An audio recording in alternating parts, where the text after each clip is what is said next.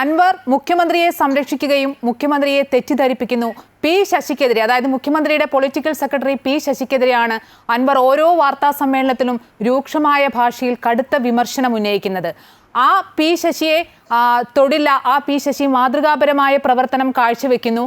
അൻവറിന്റെ പശ്ചാത്തലം ഇടതുപക്ഷ പശ്ചാത്തലം അല്ലാത്തതുകൊണ്ടാണ് ഇത്തരത്തിലുള്ള ഒരു സമീപനം ഉണ്ടാകുന്നത് എന്നാണ് മുഖ്യമന്ത്രി പറഞ്ഞു വെക്കുന്നത്.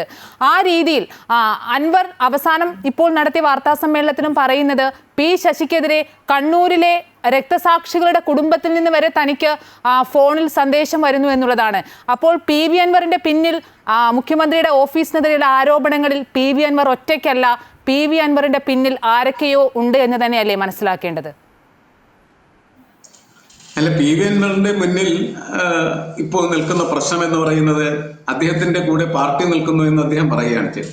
നേരത്തെ തന്നെ അദ്ദേഹം പറഞ്ഞ പ്രസ്താവന ഇങ്ങനെ നമുക്ക് വായിക്കാം. അദ്ദേഹം പറഞ്ഞതാണ്, CPM-നകത്തുള്ള ആയിരക്കണക്കിന് ആളുകളുടെ ആവശ്യപ്രകാരമാണ് ഞാൻ ഈ കാര്യങ്ങളെല്ലാം ഉന്നയിക്കുന്നത്. മാത്രമല്ല, കേരളത്തിൽ CPM എന്ന് പറയുന്നതായിട്ടുള്ള പാർട്ടിയുടെ ഒരു ഗവൺമെന്റ് നിലനിൽക്കണമെന്ന് ആഗ്രഹിക്കുന്ന മുഴുവൻ ആളുകളും ഞാൻ പറയുന്നതായിട്ടുള്ള കാര്യങ്ങൾ നടപ്പിലാവാനായിട്ട് ആഗ്രഹിക്കുകയാണ് ചെയ്യുന്നത്. പക്ഷെ പ്രശ്നം അത് അൻവറിന്റെ ആഗ്രഹങ്ങൾ മാത്രമാണ്. അൻവറിന്റെ കൂടെ പാർട്ടി ഉണ്ടാവുമോ, അതേപോലെ തന്നെ ഉന്നതരായിട്ടുള്ള ആളുകൾ ഉണ്ടാവുമോ എന്നുള്ളതൊക്കെ നമുക്കറിയാവുന്ന ഒന്നും തന്നെ സംഭവിക്കാനായിട്ട് പോകുന്നില്ല എന്നുള്ളതാണ്. ആരെങ്കിലുമൊക്കെ അദ്ദേഹത്തെ പ്രോത്സാഹിപ്പിക്കുന്നുണ്ടാവും എന്നുള്ളത് ശരിയാണ്. കാരണം പി ശശിക്കെതിരെ ഗുരുതരമായിട്ടുള്ള ആരോപണം CPM എന്ന് പറയുന്ന പാർട്ടിക്കകത്ത് നിന്ന് തന്നെ വന്നിട്ടുള്ളതാണ് എന്ന് നമുക്കറിയാവുന്നതാണ്.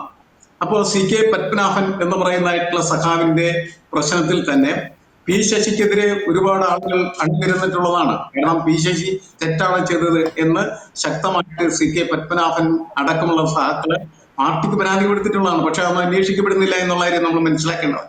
അങ്ങനെ ഇരിക്കുന്ന സമയത്താണ് CK പത്മനാഭന് ചെയ്യാൻ കഴിയാത്ത എന്ത് കാര്യമാണ് അൻവറിന് ഈ പാർട്ടിക്കകത്ത് ചെയ്യാനായിട്ട് കഴിയുക? കണ്ണൂരിൽ നിന്ന് ഒരു സാധ്യതയുമില്ല എന്നാണ് ഞാൻ മനസ്സിലാക്കുന്നത്.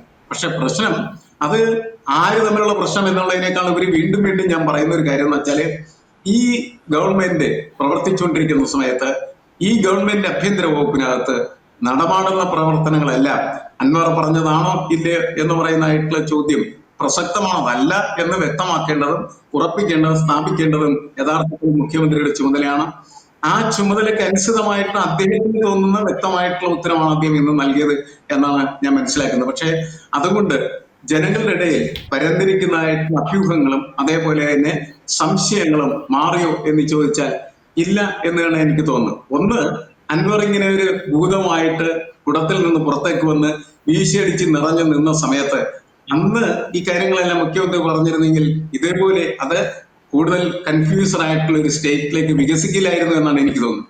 പക്ഷെ ഇപ്പോഴത്തെ സ്ഥിതി എന്ന് പറഞ്ഞത് ഏതാണ്ട് എല്ലാ ആളുകളും മുഖ്യമന്ത്രിയുടെ ഓഫീസും അതേപോലെ തന്നെ അദ്ദേഹത്തിന്റെ പൊളിറ്റിക്കൽ സെക്രട്ടറിയും പലതരത്തിലുള്ള ഇടപാടുകളുടെ ബിസിനസ്സുകളുടെ ലോകത്ത് ജീവിക്കുന്നു എന്നാണ് ആളുകൾ വിശ്വസിച്ചുകൊണ്ടിരിക്കുന്നത്.